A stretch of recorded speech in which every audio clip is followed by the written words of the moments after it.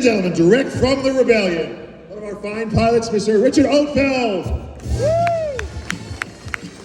Hobbie.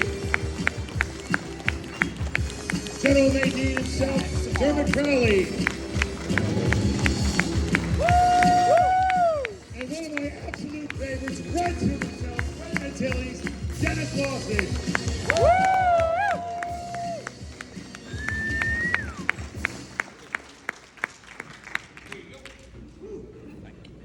How y'all doing? How are y'all get mics? Look at this. Mike, oh, Mike me. Okay, there you go. And then I wrote, hello? Yes. Yes, you are professional. You're testing it out, making sure it's all good. Gentlemen, how you all doing? Good, good. Very good, thank you. Cool. Yeah, excellent. And how are you guys doing with the Dallas weather? One of the guys noticed in one of the last panels I did, he was going to run up and get me some water because my throat's going. I don't know. It's scratchy. Yeah, but it's. Is it warm outside? I haven't been outside for. Yeah, outside. Yeah. I think I managed 2 minutes outside, and then I'm. So it's hot for you too. Yeah. Oh yeah. Oh baby. I'm Scottish. This is hot, man. Yeah.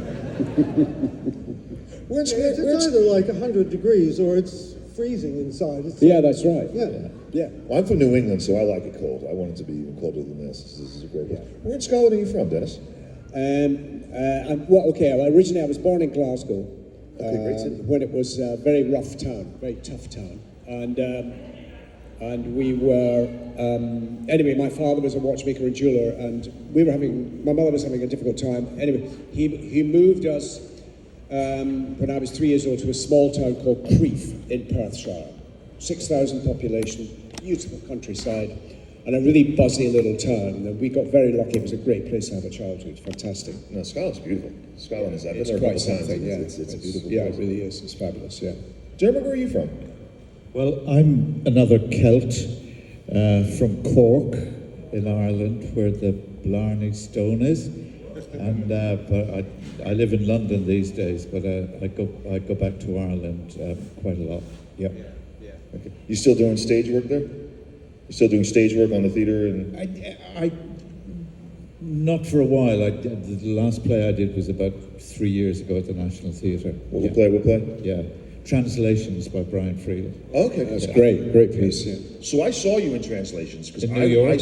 So Brian Freed did 2 plays. Well, he's in many plays, but he did Faith Healer, which had Ian McDermott in it. Yeah. And my girlfriend said you only went to the play because Ian McDermott was in it, and you don't like culture. I'm like, that's not true. So a year later on Broadway, she said, look, Brian Freed has another play. It's called Translations. Let's see that. I'm like, fine, see, I'll go. It's all about culture. So we go there, and she looks at the playbill, and it says from Star Wars, Dermott Crowley. She looked at me, she goes, do you know who Dermott Crowley is? I'm like, hell yeah, that's the General Madine. He saved the rebellion. She was upset. Because it was her decision. She made me go there. And Richard, where do you hail from? Yeah, well, I was born in New York and lived all over the U.S. as a kid, and moved to England in the mid-'60s to go to drama school, and pretty much stayed there ever since. I've been, apart from a bit of a stint in Hollywood in the 90s, pretty much lived in London, and more recently moved to the south of England, kind of retired to the... Did you say York or New York? New York. New York. Like near Syracuse. Like where I live. You live in, you were born Syracuse, yeah. I didn't know. I didn't do my research. Yeah, and lived in Boston, outside Boston, and all over. Okay, we could be mates. I'm from Connecticut. Yeah, all right, there you go. So Dennis, how did you? And this is going to be for all 3 of you gentlemen. Yeah. How did you get involved in Star Wars? What was the beginning? Oh boy, it was very. What can I say? Okay, so summer of 1976, a very, very hot summer in the UK. England was brown. There was a drought. It's the first time I ever saw people wearing shorts in London. Never been seen before. Oh my God, he's wearing shorts. Peculiar. Anyway, I met this guy with loads of other young actors called George Lucas in a small office in Soho to do with some science fiction thing or something like that. I didn't know. Anyway, I met him. I didn't hear anything. And then it was actually a very interesting year for me. I did 2 movies in France that year. with some extraordinary people, amazing actors and directors. And anyway, I came back from all that, and my agent rang me and said, they want you to do that film, that Star Wars thing. You met George Lucas, that thing. I said, oh, really? And they'd already started shooting. I just dismissed it. So I said, well, I was free. I thought, we said, okay, let's do it. And that's how it happened. There you go. Very accidentally and very, haphazardly, yes. Yeah. Dermott? I came late to the game in that my agent said, I have an interview for this film next week. And I went and met Richard Marquand, and I was offered the job, but I was complete ignoramus because I hadn't seen, sorry Dennis, I hadn't seen either of the first two movies. I kind of wasn't into science fiction as I thought of it at the time, and also Star Wars, Return of the Jedi for me was just another job. It was a couple of days on a film, and I thought that was that. And it wasn't until a great Scottish friend of mine, Ken Drury, who's an actor, rang me up months later and said, "Hey, Dermott, there's a doll of you in Hamleys," which is the big toy shop in London. I said, what are you talking about? He said, "There's a fucking doll of you in Hamleys." They didn't call them action figures in those days. And I kind of went in and I saw it and I thought, what? And it was then that the penny dropped that actually, I was probably involved in something more than just another job. And here I am, 40 odd years later, sharing it all with you, and it's great. Dermott, wasn't there a story that you wore the beard only because it was on the doll first or something like that? Oh God, here we go. Right. I'm sorry, I didn't mean to bring up any. No, I turned up on the first day after I'd been offered the job for the first day's filming, and I went into hair and makeup, and I hope you've noticed my hair in the movie, all of my own, and they said, "Oh, we've got a beard for you, Dermott." And I said, no, I said, "I don't want a beard." And they said, no, we'd really like you to have this beard. And I said, but I said, I'm allergic to spirit gum, and I hate having things stuck in my face, so I'm not having it. And so they kind of said, oh, okay. And they sort of disappeared, and 10 minutes later, Richard Marquand, God bless his soul, came in, and he said, Dermott, he said, "Do me a favor, wear the beard." So I said, okay. So they kind of stuck the beard on me, and you can kind of see it if you look very closely, the spirit gum. And that was that. But I didn't realise until Ken Drury called me up and said, "There's a doll of you in Hamleys." When I looked at it, that I realised that in actual fact, the doll was made before the actor was cast, and the doll had a beard. And so they had to match. But is that true? Because if you remember the 1983 Kenner figure, he's got your haircut. You got that distinctive mid 80s look. Well, they probably styled it like that. Oh, did they? Okay. Yeah. Yeah. Fair enough. Anyway, that's it. Richard, so how did you end up getting on Hobbie? Well, yeah, I mean, very similar. It was a normal audition call from a casting agent via my agent.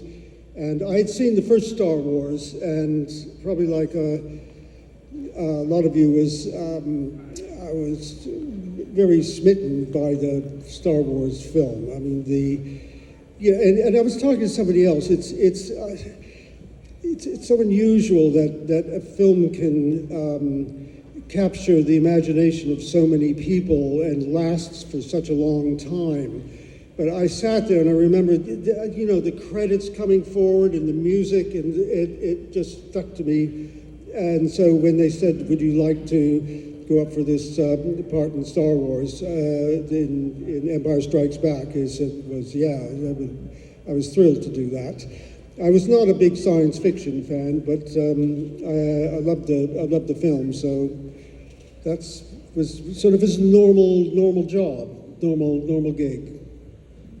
Okay, you did a good job. And you have, of course, your famous line that we were talking about. Yeah, the line. Two fighters against a Star Destroyer. Now that line has become, I never realized until about 10 years ago that it's somehow taken on a life of its own. Because as far as I was concerned, it was a small part in a really great film, and it was fine. But I didn't think my bit was anything amazingly noteworthy. But my daughter said to me, "Dad, if you Google the first 3 words of that line, the scene comes up on YouTube," which is ridiculous. That's insane, isn't it? I mean, and this is years later, and so I started doing these conventions and realized that most of you fans were affected by the film in a similar way I was when I first saw The New Hope, where that music and the titles and the spacecrafts coming over, because I hadn't seen anything like that, and it resonated with me so much. So I can understand why you guys all come out here all these years later to connect to us, and I'm really grateful because it means we get to travel around and see you guys. So your first film in Star Wars, you got to be directed. Were you directed by George Lucas in your scenes? Well, we'd use the term direct loosely, but no, George is some kind of genius, but yeah, as we know, absolutely. But yes, I was directed by George, that's right. Can you give us little tidbits about Sure, absolutely. Well, on the first movie, right? So as I said, I don't think we saw a full script, really. So, like, let's say there was a big battle sequence. There might be about 24 pages of script, right? And as we shot, as we each went up, individual pilots to shoot our pieces in the X-wings. I don't even thought. We didn't know there were X-wings, but we sat in this chair with a cockpit behind us. And in front of you was the camera and George. So George, in his naivety at that time, thought you could take 24 pages of script and just do each of your lines without any cues whatsoever. Just remember lines for 24 pages with no cues. So I said to him, "Oh, George, look, it doesn't work that way, okay?" I said, "I'll tell you what to do. Say the line to me, and I'll say it back to you, okay?" So he would, well, let's take a line and pull. Look at the size of that thing, right? So he'd say to me, "Look at the size of that thing." I go, "Look at the size of that thing." Now look up there and say, "Look at the size of that thing." Look down there and say, "Look at the size of that thing." Faster, more energy. Look at the size of that thing. So we do 6 or 7 different takes on each line. So he had plenty of choices in the edit, essentially. And that's how we shot those sequences. That's how I shot those sequences anyway, you know. Did he actually give you the line, which is very famous, faster, more intense? Oh, yes. Oh, he certainly did. Okay. Faster, more energy. Faster, more intense. Yes, he certainly did. Yes. Well, you made it. Yeah. So how does he compare to you? You were lucky enough, you were directed by all 3 original trilogy directors, correct? Yeah, sure, yeah. So next up was Irving Kershner. Yeah, Irving Kershner, who was a very nice man, lovely. I remember when we went to, I was a member of Irving, we went to Norway to shoot. And we arrived in Bergen, and we got on a train, and we started to go up, and it was snowing.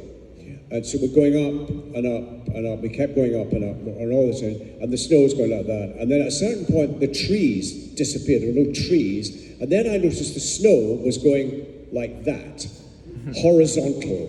And we got to this huge ski lodge, and we were snowed in for 3 days. We couldn't move. Luckily, thankfully, there was a discotheque in the basement. So we danced our arses off for 3 nights. It was great. I loved it. It was great. Anyway, finally, the weather cleared. And I remember Irving, who's a tall, gangly American, was going out in this hat with the big lugs hanging down like that. And he went and he turned at the door and looked back and went, "Here go the crazies." and off we went to shoot. It's great. And then you got Richard Marquand too, also directed you. That's in right, Return of the yeah. Jedi. Any quick remember? Yeah, Richard was my recollection of Richard. Yes, he was a very open, easy man to work with, and I like working with him. I mean, I like working with them all. But Richard had a different kind of tempo. He was very approachable, very easy. I liked him. Yeah. And then Dermott, now you've filmed some cockpit scenes as well, in the chair with the gun. Yes. But they were ultimately deleted, obviously, from the film. But can you talk a little about them? Do you remember shooting that scene? Well, when I finished the scene that I was doing with Caroline Blakeston, which took about 2 days, and when I was leaving the studio, the first assistant kind of said, "What are you doing next week?" And I said, "I'm not doing anything." And he kind of said, "Well, George would like you back to do some work with him and the second unit." And so I thought, well, great. So I came back, and I kind of had the same experience that Dennis has just described with George, in that it was, I mean, if you come from our sort of background, which certainly in my case, and Dennis's too, was like a theatrical background, and you interact with the director, and you find your part and your character and all that. There was kind of none of that. It was a bit like being told to say the line in like 10 different ways, and it was exactly that. But of course he knew what he wanted, whereas I didn't know what he wanted. I just did what he said, and it was kind of flying into battle against the blue screen. And it was great fun getting up every morning and getting to say, "May the force be with you," and going bang, bang, bang, and going home in the evening, and trying to do it. And of course it never made it into the movie, unlike Dennis.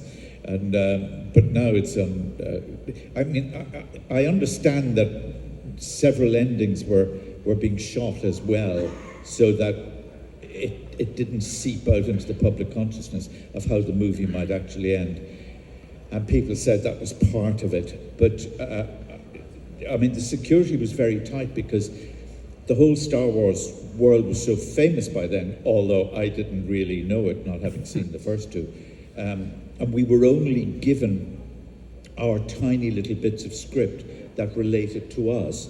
And so we never saw the entire script.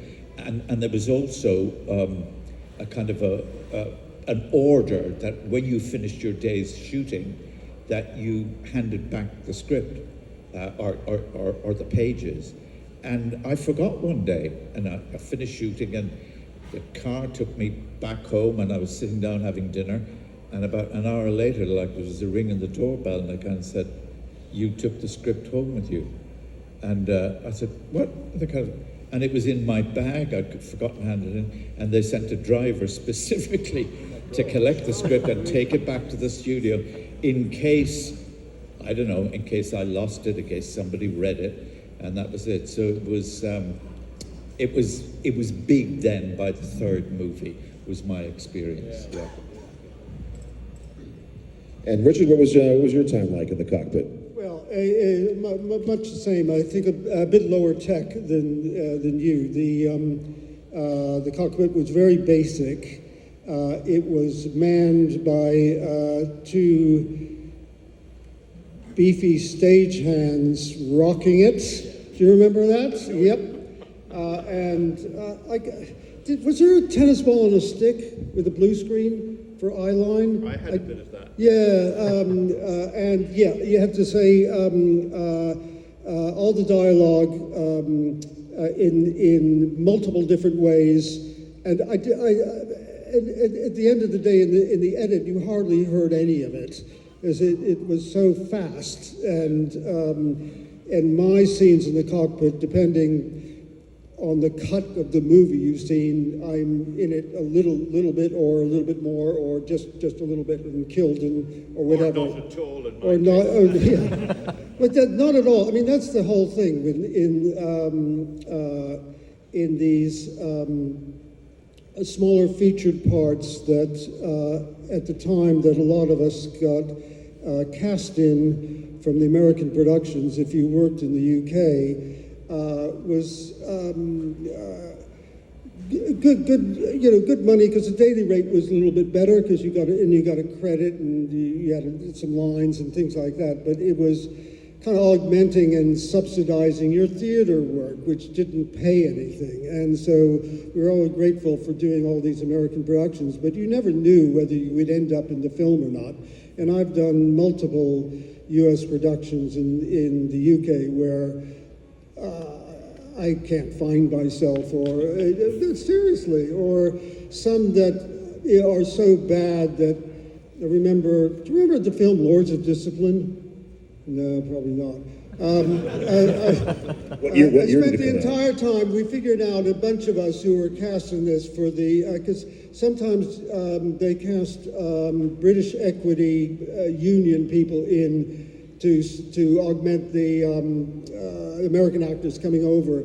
And we discovered if you somehow didn't get in the first master shot, you could spend the rest of the day goofing off in your trailer and things. You didn't have to do anything at all. But yeah, I've done some iffy movies, but yeah, that was. But Star Wars was the greatest one. But all three of you have extensive theater work, so I thought, which is rare to have three at a time that does a lot of theater work. But I was wondering what each of your favorite plays that you've been in, or favorite character or favorite play. Do you have a specific one that stands out? Yeah. A lot. Okay. I've done quite a lot of musicals in my career. Yeah, I saw you in Pal Joey. Pal Joey. Yeah, I saw you in that, oh, you know. Thank you, yeah. You were very good. Thank you very much. I didn't... You were going to say Pal Joey, or you were going to say... Well, I wasn't going to say Pal Joey, but however, I must just tell you a little story connected to Pal Joey. But before I do that, I did a musical called Mr. Cinders after Pal Joey, and that was hugely successful for me. Got me an Olivier Award and stuff like that. So it was a 1930s musical, sort of British music hall. Part of it was written by the guys who wrote for the Marx Brothers. So it had a vaudevillian. I'm very influenced by American vaudeville. That's why I became an actor, actually. But anyway, I must just tell you, since you mentioned Pal Joey, when I was doing Pal Joey, the actor who originated Joey in that show in 1940 was Gene Kelly, one of my great heroes on Broadway. It took him to Hollywood, that role. So we're doing, because of my connections with Star Wars, there was a tall, laconic American guy called Richard, I can't remember his surname, who was one of the people who did Yoda, was one of the puppeteers who did Yoda, the character, and he then became a Muppeteer. He did the Muppet Show.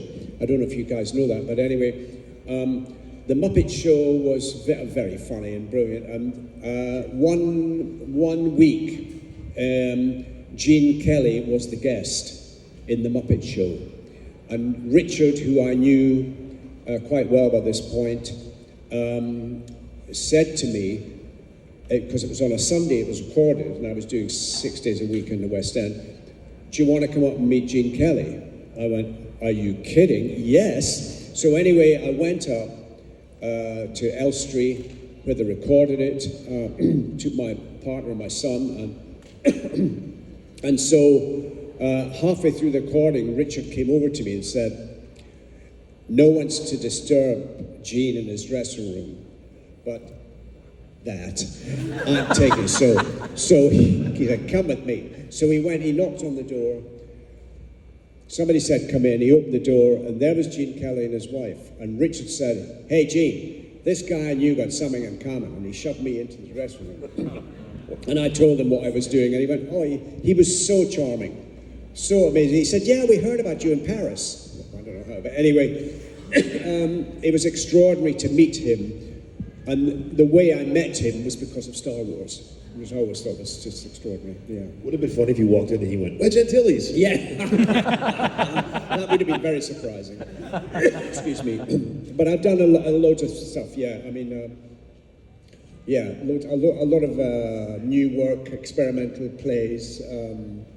physical theatre, improvised theatre, lots of different things. And you still perform. You still. Yes, I did. I did the musical Anything Goes 3 years ago in the West End. Again, American vaudeville, right up my street. I loved it. It was fantastic. And I'm still working quite a lot on television. No, I've just finished something else. I'll be starting something else in September, October. Yeah. I remember you were in Hornblower. That was great. I was in Hornblower, that's right. You ever watch Hornblower? He plays this mean admiral. Well, thank you. Oh wow, someone likes Hornblower. All right. Here we Well, go. thank you. It was quite a tricky shoot, I have to say. With How to see? Yeah, my first date was shot in the Crimea in the Black Sea, and I was dressed in all these amazing period costume, excuse me, and playing this rather dashing lieutenant, sword playing, all that stuff. So I get on this boat the first day of the shoot, and just in the harbour, it's a triple-masted schooner from the period 200 years ago, and I felt the boat going like that. And I thought, what? I started feeling immediately queasy. So we're getting out, we're an hour out to sea, right? And I'm standing, holding onto the edge of the ship, staring at the horizon, trying not to be sick. And someone came up to me, I have to watch my language, there are children present. Someone came up to me and said, Dennis, are you all right? I said, get me the director. So the director came over and said, Dennis, what is it? I said, get me off this boat. So they had to turn around, go an hour back into port. I had to climb, I don't know how I climbed out of it, got onto dry land, and I was in shock, shaking and crying. So the next day I had to Valium and seasick pills. So it was quite a shoot.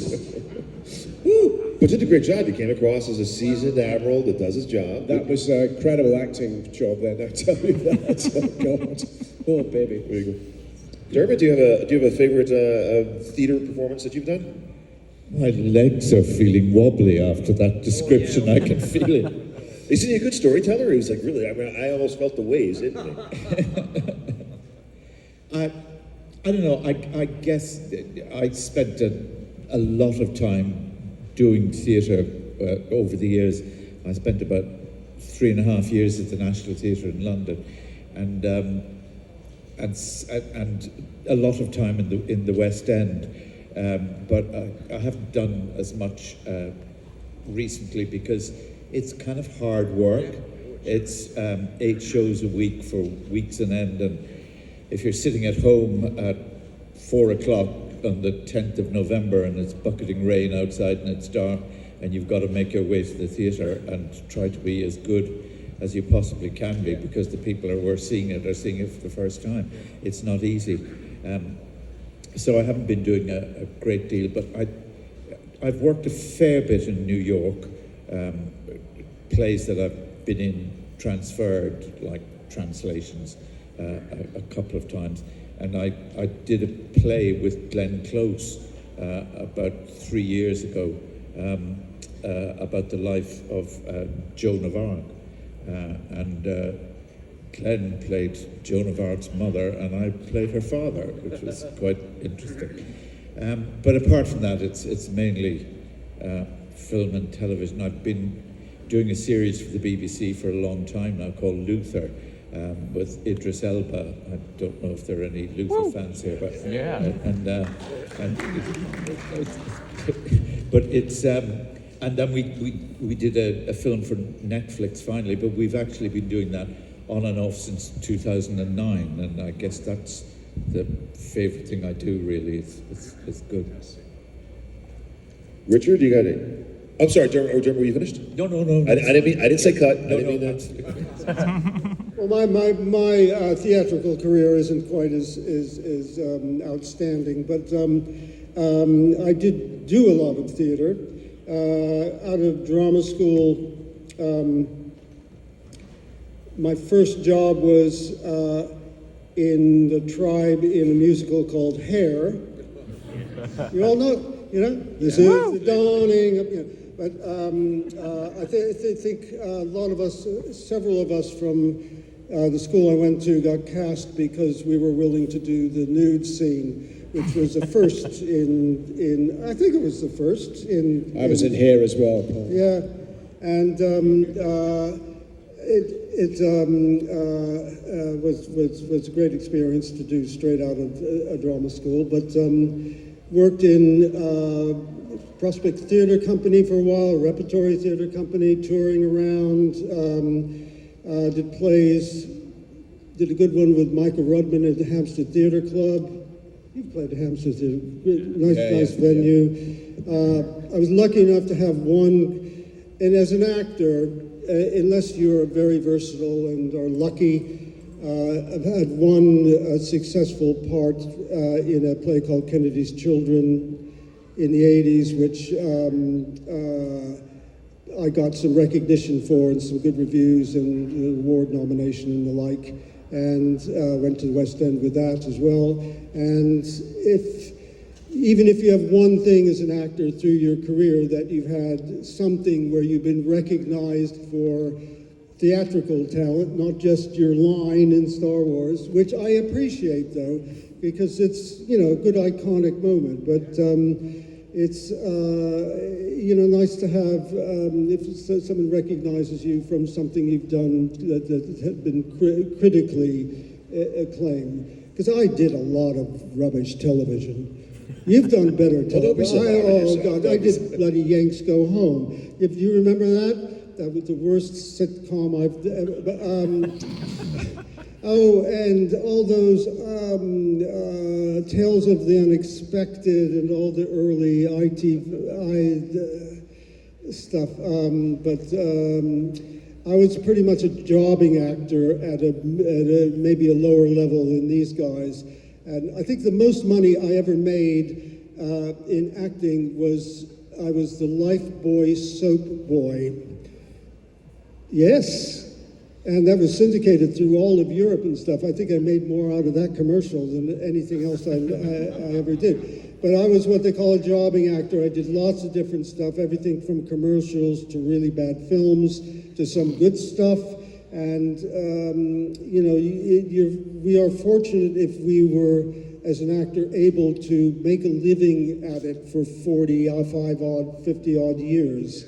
It's because, you know, a lot of people don't. And I feel for young actors today, they don't seem to have the scope of work that we grew up having. Did you know what I mean? I don't think they do. Just when there was so much different work in theater and this and in that, you could keep going, where now you sort of kind of have to be a star instantly, and it's very, very difficult. Yeah, that's true, I think. Okay, I have one question I'm going to ask you again, but Chris, can we set up the mic again and see if we can have some questions from the audience? Chris, where's Chris? I don't see him. There he is. There he is. Oh, you took your hat off. Now he's in camouflage. Anyway, Dennis, and it's just going to be for all three of you. Do you have a favorite Star Wars character other than your own? I'm going to assume Wedge Antilles is your favorite because he's a rock star. Nah. Yes, of course. Hang on. Is Wedge your favorite? It could be your favorite. No, God, no. What do we say? Chewbacca. Chewbacca? Yeah. That's the rare. I'll tell you one good reason, because when we were snowed in Norway, I used to play snooker pool with him, with the big man. And he was far too tall for the table, so I always won, so I like Chewbacca. You know, he lived down here in Dallas. He had a goat farm. I didn't know that. Oh, And Boyd, his funeral was here in Dallas. I went to it a few years ago. Okay. So Boyd what is Boyd? Help me out, like 20 miles away? You guys are from Texas. What the I'm looking at an oil painting right now. You're all like... it's like 200 miles across, right? 40 miles, okay. So Chewbacca, okay, that's a great answer. It was like, I mean, I just loved the character because it was so out there, you know. Right. And Peter was Whoa. I gotta hear that again. What was that? No. Perfect. Sorry, it's lunch. Perfect, man. Dermott, do you have a favorite Star Wars character? You know, I would second Dennis's choice because I loved Peter Mayhew. Yeah. He was such a delightful man. A lovely man. When I first started, coming to conventions, he was the one who sort of showed me the ropes and was always incredibly supportive, and I miss him greatly. Yeah, same to me. Peter was such a really nice guy. And I love the Chewie, the character is one of the most iconic characters in Star Wars as well. It's I agree with that. And all three of you, by and large, if you stretch it a little bit, had scenes with him. You were all in scenes with Peter Mayhew, because your scene, he's in the background. You're obviously in the briefing room with him, and I mean, my God, you're everywhere. Well, Chewbacca was always kind of around somehow, wasn't he? Yeah, he was, it was He's the great. Lure King. All right, so we have a mic set up. If anybody wants to run up there and get it really quickly, I can't believe. I'd wanted to be a performer since I was 3 or 4 years old, that kind of stuff. Again, American vaudeville, that kind of thing, what I was seeing in the movies as a kid. But, however, so 17 years old, I wanted to be an actor. I had no advice. I'm from a small town in Scotland. Nobody's done this before. So I had a pal of mine, Ron, who was kicking off in journalism in a town called Dundee in Scotland. Okay. I went through to see him, and I can't remember exactly how, but I found a little amateur dramatic company, and they had the most beautiful little theatre, kind of Victorian. It was gorgeous. So I joined that company. The leading actor of that company was a guy called Ian McDermott. So I was there for about 8-9 months altogether, and we did about 6 different productions, different kinds. It was great, and I got a job selling carpets during the day to keep myself going, or not selling carpets, but anyway. So then Ian and I auditioned for drama school on the same day in Glasgow. And we came out of the building, and I remember we had a chat in the street, and I watched him walk away up Buchanan Street, and I thought, boy, I'll never see that guy again. And we both got in to drama school. We trained together, we shared flats together. So I've known him, and I've worked with him in theatre subsequently, and he's an incredible stage actor, just amazing. And an extraordinary guy. So I've known Ian, the Emperor, since I was 17 years old. Yeah. And then 15 years later, you tried to kill him when you blew up the Death That's Star. right. Yeah. Well, you got to do what you got to do. You got to make a living. You know what I mean? It's all a picture. What are you going to do? Sorry, Ian, but tough shit, man. You know? All right, we got this gentleman here. Sorry, it's Lou. I was wondering, you're all such accomplished theater actors and actors. What was the moment, either a TV show or film, that made you go, that's what I want to do. I want to be an actor. What is the birth of your want to be an actor for all three of you? Can I do that first? Well, I was brought up, as I said, in this little town, 6,000 people, but at that period, there were 2 cinemas, and they showed a split week, so there were four movies a week. But what we did, every Saturday afternoon as kids, we went to see a matinee. We went to see movies. So the people I saw were the people who I wanted to be: Danny Kaye, Gene Kelly, Donald O'Connor, performers like that, Jerry Lewis. I wanted to be like that. Came out of my family background a bit. Everybody could sing and dance, and my grandfather was brought up in Newcastle, we discovered, straight across the street from a music hall. And it was full of eccentric, funny dances and funny old songs and stuff. So that's where my thing came from when I was 4 or 5 years old, and it never went away. Well, when I was born in Cork, as I told you, and when I was at kind of like nursery school, I was about 5, and I was cast as the second shepherd in the Nativity play. And we rehearsed it all the way from September to Christmas, like once a week. And the school was run by nuns. And the week before the play went on, I got measles and couldn't do it. And when the measles became less infectious, my mom took me to see the Nativity play in the school. And I remember sitting there in white rage at the guy who was playing my part as the second shepherd. And it was a kind of a rage that I was too young to be able to control it. I couldn't believe that I wasn't up there because this guy was so awful with the two lines that he had, the baby Jesus. And I honestly think, and I'm not making this up, that was the spark that made me desperate to be up on a stage. And now, so many decades later, I've achieved it. That's it. Yeah. Well, mine's a little less glamorous, but in high school, I joined the drama club so that I would get out of doing athletics and stuff. Okay, it was a way also of meeting girls because great for that. And I found I just loved it, and then I just was too lazy to try to do anything else, and so I first went to drama school in New York City for a little bit, and I'd grown up a little bit more in Europe, so I went to London to go to drama school because I thought that would be cool and give me a bit of an edge, and so that's how it all started. First, I'd like to thank all of our Rebel heroes for your service to the Rebel Alliance. My question is, what is it like to have your likeness in toys and games and video games and books and comics, and probably for many years? Like, what is that like? Well, he asked you what was it like to have your likeness on toys and stuff like that. Oh, I see. Yeah, thank you, sir. Yeah. Yeah, well, I did have an action figure for a little while, and it would have been great to have gotten some money for it, but I think we all had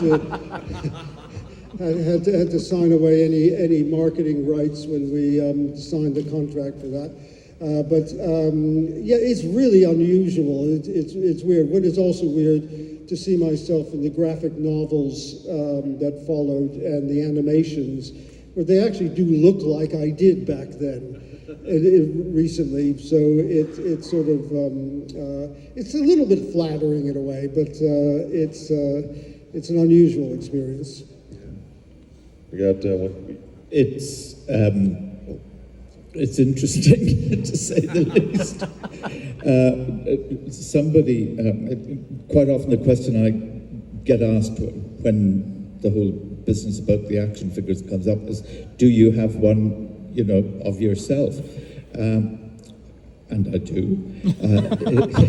It's in a drawer somewhere at home, and somebody said, have you ever kind of, played the Star Wars thing? And I kind of said, I stopped playing with myself a long time ago. Yeah, that's his story. But I love the sort of older figures. Look absolutely amazing, the kind of originals. But I got a kind of a fabulous, ridiculous kick for a man of my age when they brought out a little Lego figure of my character, which is only that high, and I just think that's really cool. Yeah, I mean, I just found it when I first saw me I just found it so peculiar and surreal, and what is this? But I guess so here we are, and people are giving it to us constantly. You just go, yeah, that's me. And so you become just used to seeing yourself as a very small plastic blob, basically. But the first time we experienced seeing this, you went, this is weird. That's me? Oh my God. So, yeah, very strange. And now it's like, yeah, so what? Yeah, there I go, yeah. Do you have anything? Do you have anything? That's a lie. What'd you say? That's a lie, I said. It's a lie. I'm sure, yes, I do. I do have a couple of little, yeah. But you're not going to tell us what it is. Okay, we'll just keep it a secret. We got one more question. That's a well-dressed, that's a nice... Since you were in the most recent Star Wars movie and technology's changed so much, what were some of the differences with the cockpit scene that you filmed for the most recent Star Wars film versus the original trilogy films? So it's a comparison between the cockpit scenes you did in the original Star Wars trilogies towards what you did in The Rise of Skywalker. You were in the latest Star Wars movie. Yeah. So can you compare the two? What were the differences? Yeah. Well, it was. Oh, I'd just say first of all, it was lovely to get back there and be in that situation again. And J.J. Abrams is terrific, great to work with. It was a pity it was such a short period because they wanted me for 5 days, and I was so busy in the theatre doing a play and then directing one, and it didn't look like it would work out at all at one point. So we could only manage 1 day in the end. In a sense, I remember being in the cockpit, and it was in a much more realistic. The thing I was supposed to be flying looked like the full thing, you know. And so that was quite a relief, really, knowing exactly what I was flying, supposed to be flying. It was slightly odd. We weren't wearing helmets at all, as you remember, which is, I thought, well, that can't be right. We should be, you know. But all in all, it was a very, very pleasurable experience to revisit that world, even briefly for 12 hours, which is what I did. So in some respects it felt more, I would say, now I think about it, just a little bit more relaxed, because I think there had been so much experience poured into that by that point. Everybody knew exactly where they were, so yeah, that's what I'd say. Yeah. Okay. Gentlemen, I want to thank you for coming here, but before we leave, because you guys are all in the theater, so you'll understand this, I just want to thank the sound and tech guys that are in the back, because this is just work. This is my last panel of the weekend, so you guys have done a great job. Thank you very much. And I also want to thank DJ Elliott for just being DJ Elliott. And then, of course, you three gentlemen, officers of the rebellion, I want to thank you guys for coming here. You guys will be here for the remainder of the weekend in the main hall. Yeah, we'll be there. Yeah. So thank you very much. It's great talking to all of you again. Thank you. Really appreciate it.